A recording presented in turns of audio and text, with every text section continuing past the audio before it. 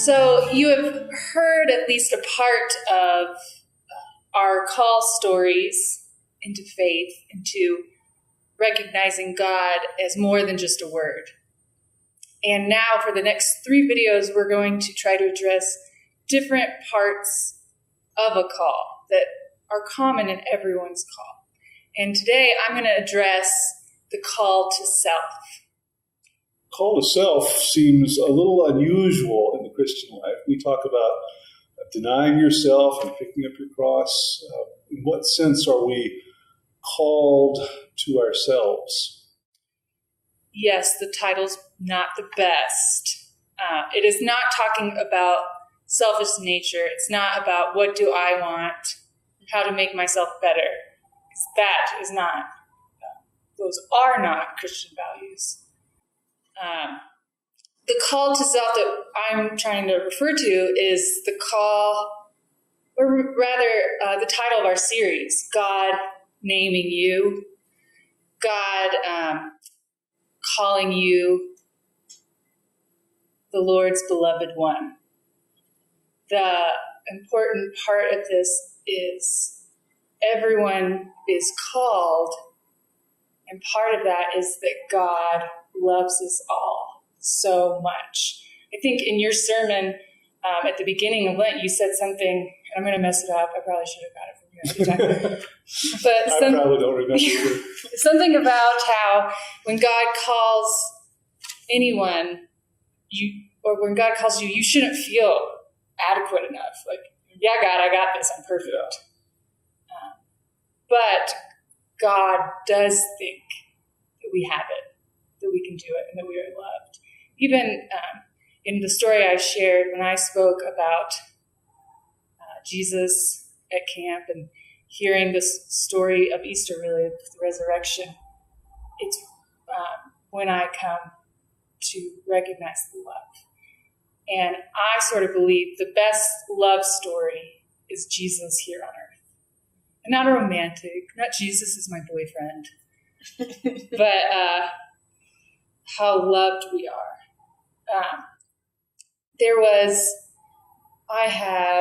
I was lucky enough to grow up with 3 grandmothers. One technically was a step-grandmother,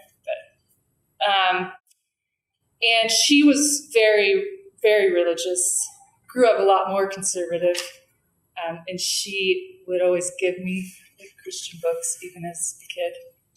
And since I was 12 or around there and decided I wanted to be a pastor, I actually didn't hate them as presents, why some kids might have. And there was one that was like, the chicken soup for the soul. That's what it's called. Right, chicken soup for the soul. But it was probably a more conservative Christian one. Mm-hmm. But there were some stories in it, and there's one story in it that I like that helped the child Kira sort of see how amazing God's love is for me. And I don't like everything about it now as an educated pastor. I see some theological problems in it, but I still like it, and I wanted to share it. It's called The Room. Have you guys ever heard of it? No. Good. Get ready. The basic summary of it is this man, of course, this person, no, it wasn't a man. This man is in a dream state, and all of a sudden he's in a room full of file cabinets, really full of the old, maybe they're still there, library file cabinets where you would go and pull out. The card catalog? Yeah. Catalog. I don't even know what they're called. What that's called, Kira. Because I have a memory that they existed once. In each... You had to use a typewriter Yeah. for the card catalog. Yes. So each drawer, they were still called drawers, has a title, and they're from parts of his life. So one is Jokes I Laughed At. Huh. And he opens it and looks and pulls out a card, and he reads a joke he laughed at, and says some were still so funny that he laughed reading them, and some he doesn't know why he laughed at them. And then I remember because I was a teenager, one said things I've uttered under my breath at my parents. And then talks about him reading that and feeling shame of, I can't believe I said this about my parents at some point. And it goes on to many things like that. It talks about a lot of horrible things that he's done, documented, and good things he's done. And he tries to destroy the room because of all the horrible things that are documented in this room that he's ashamed of. And in his dream state, Jesus walks in and pulls out each card, one at a time, and where that man's name was, he signs over his name with his own name, Jesus. And to me, that represented that Jesus knows it all. And Jesus knows our good, our bad, loves us so much, and takes upon our sin on the cross and then defeats it and is risen. So that was an example to me of someone knowing you so much and how loved you are. And I think that's important to start out in. So Katie's got a question for you, but to sort of summarize, when you say call to self, you're not talking about call to go to the self-improvement aisle at the bookstore and focus on yourself as much as you are God's love of you as a person, and acceptance of you as a self, as a person. Is that correct? Right. Yes. Well, and it's like love your neighbor as yourself means you are called to love yourself in addition to loving your neighbor. And you can come from that place knowing God's love.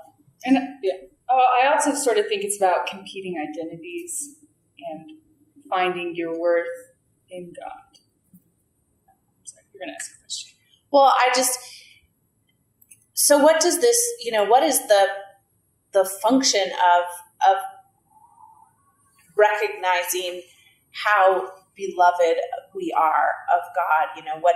How does that change how we act in the world? There is a good Sigmund Freud quote, I think, that would lead into how I was thinking it, and I have to read it because I don't memorize things very well, but it says, how bold one gets when one is sure of being loved. And the power and reassurance of real love, of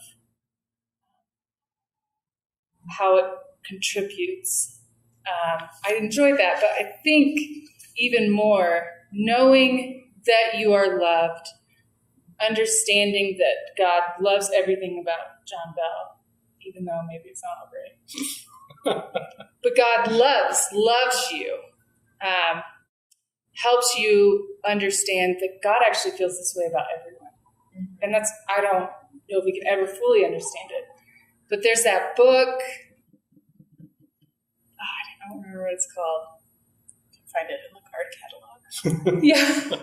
But in it, it's when a man's having a conversation with God. Anyway, and God talks about anyone in the world. It's actually in that book, God is a woman, a black woman. Oh, the shack. The shack. The shack. And one of the things I really love in that book is that God will be talking and listening to music, and their version of God will say, oh, I love this band, they're my favorite. But then that God will read a book written by someone and say, oh, they're my favorite. And the idea that somehow we are all God's favorite. And then if you can see other people made in the image of God, like us, we can love them better. Or try not to hate them better. Sometimes that's all you can do.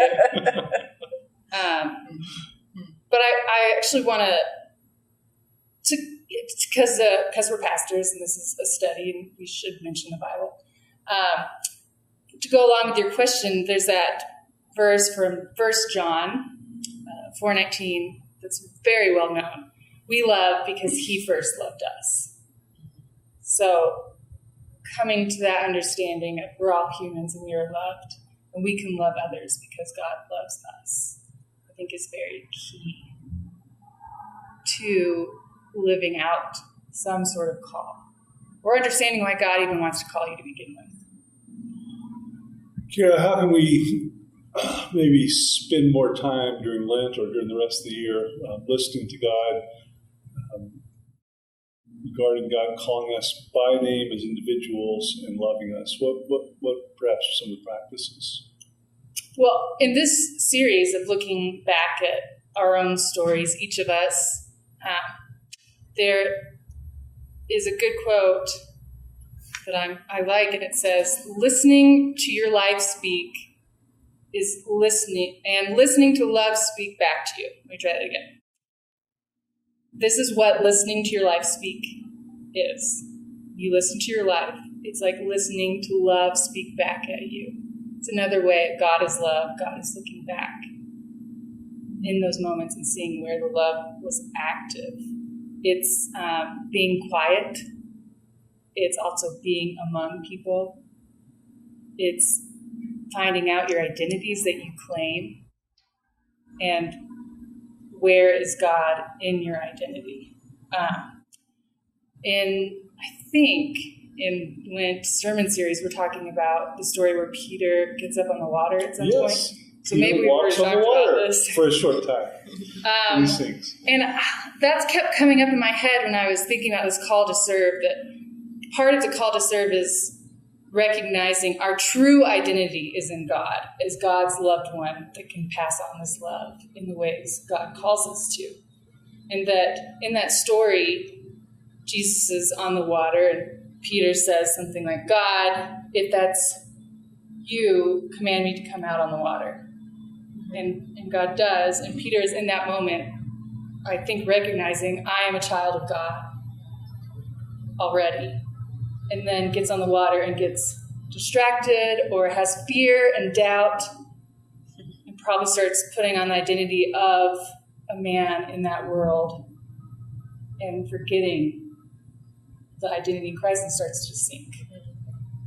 But as a beloved one of Christ, Christ reaches out or helps him back on the water. So I think often we forget this call to self as in loved one by God because of doubts and fears and concerns. And since we are human and God loves us so much, even in those moments where we start sinking, we can reach out for help. And I think that is important on any call, to know that you are not alone on this journey.